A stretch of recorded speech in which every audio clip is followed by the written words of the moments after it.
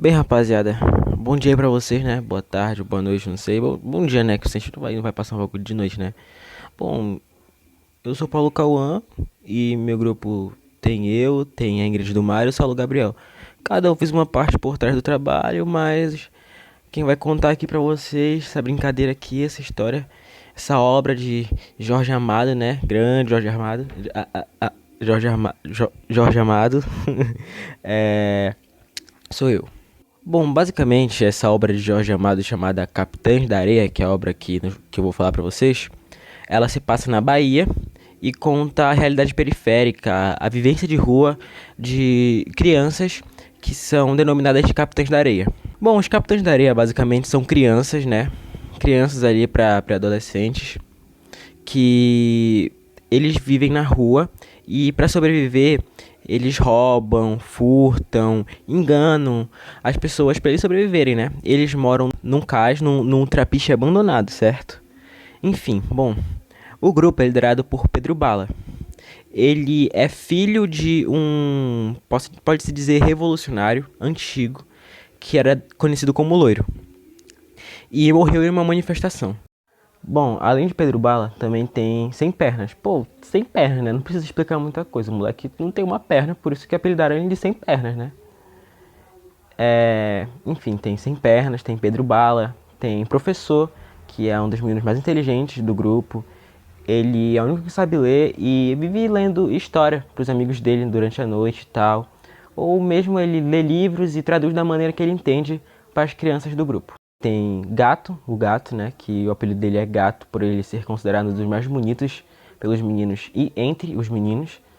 E ele tem duas questões que ele se envolve com uma prostituta, né, da cidade, tem um relacionamento com ela e tal, que é a Dalva. E um fato curioso também é que quando ele entrou, uns e outros garotos tentaram ter relações com ele, ter uma parada com ele, porque pô, o cara era mais bonito e os moleques viviam tudo ali e tal, e enfim.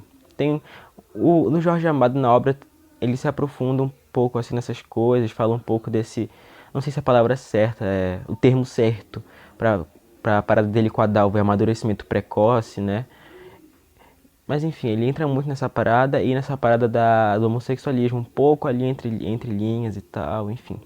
Também tem o Pirulito, que, bom, ele tem muita afinidade com essa parada de religião, né? Ele é muito religioso, assim, ele tem tipo um santuáriozinho dele ali pra rezar dentro do trapiche lá. Ele é o que mais acredita nisso, né? Tem mais ligado à religião e ele sonha em ser padre. Também tem o João Grande, né? Que como o próprio nome diz, João Grande, o cara era alto e tal. Ele tinha respeito ali pelos outros e tal, por ele ser o mais alto e tal, né? Também tem o Volta Seca, né? Que ele vivia com um chapeuzinho de cangaceiro, que ele tinha o sonho de ser do bando de Lampião, né? Aquele cangaceiro famoso e tal, que todo mundo pode conhecer minimamente aqui. E ele dizia ser afilhado do Lampião. E era o sonho dele entrar no bando do Lampião, né? Enfim. Tem o Boa Vida também, que ele era um moleque que se contentava com pouco, era gente boa. Enfim, esse daí não tem tanto destaque quando, por exemplo, o professor, o Pedro Bala. Mas é bom eu pontuar, falar um pouquinho de cada um, só pra constar que eles estão dentro da história, né? Que ele tem seus próprios apelidos, então querendo ou não tem uma importânciazinha ali dentro da obra de Jorge Amado. Começa assim com um recorte de um jornal falando sobre os meninos que realizaram roubos, que realizam assim, que estão aterrorizando a cidade de Salvador, que são denominados Capitães da Areia. Tipo aquela introdução, pá, tá ligado? Apesar da obra em si ter muitas críticas a moradores de rua, a como a periferia, como acontecem as coisas na periferia, como as pessoas em situação de rua às vezes têm que se virar através de roubos, de pequenos delitos, né, para sobreviver. A obra de Jorge Amado também fala muito sobre estes jovens que contém, né? Esses jovens que eu falei pra vocês que contém na obra, né? Uma parada que acontece no início da obra, que é bem importante pro desenvolvimento das coisas, que vão acontecer daqui pra frente, é a varíola, né? Que ela se alastra lá pela cidade. E um dos meninos do grupo, ele contrai essa varíola, né? Aí dá um BOzão lá, tipo, os moleques falam, não, não, sai daqui, tu vai passar pra gente não sei o que, não sei o que lá, e tal, tá ligado? Aí chega lá Pedro Bala, né, que é o líder do grupo, fala, não, mano, a gente não vai tirar o moleque daqui, ele é irmão, somos todos irmãos e tal, é irmão e tal. vamos cuidar do cara, vamos levar ele pra tal lugar. Aí, beleza. No meio dessa parada da varíola, tem uma menina que o nome dela é Dora. Dora é um pouco mais nova que a maioria dos meninos dos Capitães da Areia. E ela é moradora de rua também. Ela saiu de casa com seu irmãozinho. Aí eles estão por lá e tal e encontram um professor, né? E o professor é um cara inteligentão, né? Ele gosta muito de desenhar também, né? É importante frisar isso. Ele é muito bom desenhando, pintando. Ele conversa com a Dora, com o irmão, né? Com o Zé Fuinha. E o professor acaba levando eles dois pro trapiche lá, né?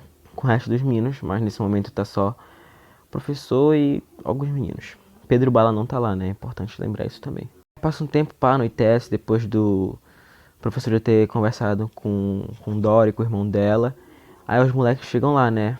E, pô, moleque na adolescência, puberdade, queriam abusar da Dora, né? Da menina. Aí deu uma parada assim, aí João Grande e o professor protegeram a Dora, né? Até que Pedro Bala chegou e viu toda aquela confusão e tal. E falou pra tirar a menina de lá, né? Tirar a Dora, porque ela é menina e ela só ia criar confusão entre os garotos e tal.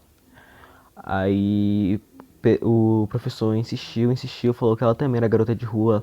Ela também merecia ajuda, né? Assim como todos eles.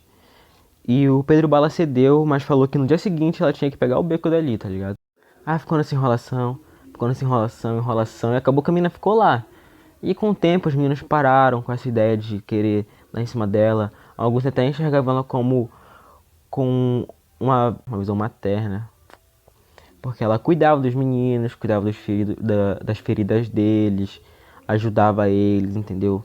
Ouvia os desabafos deles.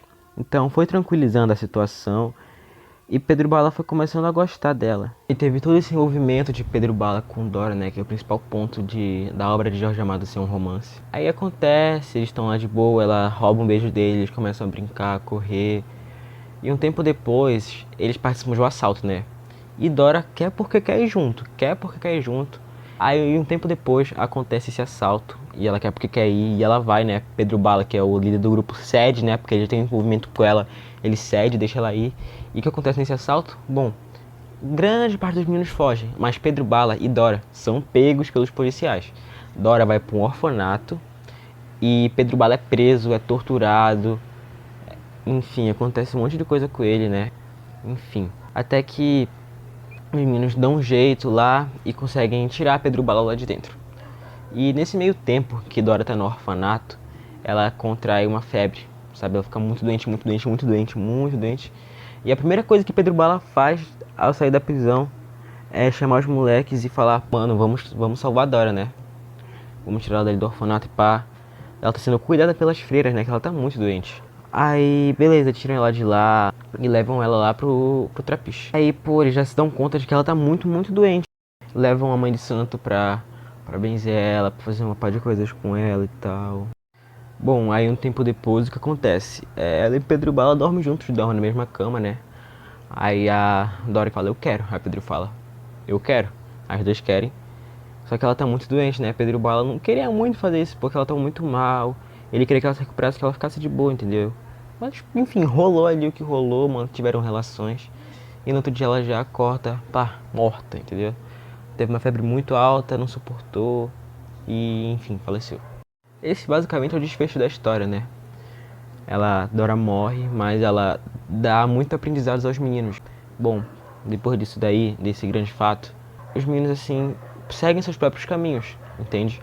O professor, ele consegue contato com o cara.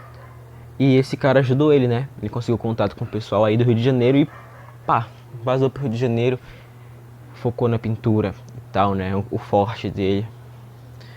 O Lampião consegue se juntar, diz que, né? Eles conseguem se juntar Lampião, mas depois de muita morte, muita coisa que ele já faz, bom, a polícia pega ele e ele fica lá preso, é isso aí. Bom, sem pernas, após um roubo, ele corre, enfim, se joga de um penhasco ali, que ele fala: pô, não vou ser preso, né? É isso aí. Aí o gato faz o que, mano? Dá a fuga, mano, vai embora pra Ilhéus.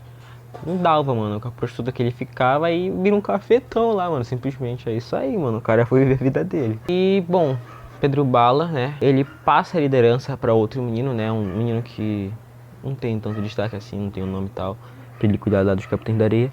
E ele parte assim pra, pô, seguir o caminho do pai dele, né? Virar um revolucionário, um líder. Bom, enfim, é isso, né? Pai Sandu!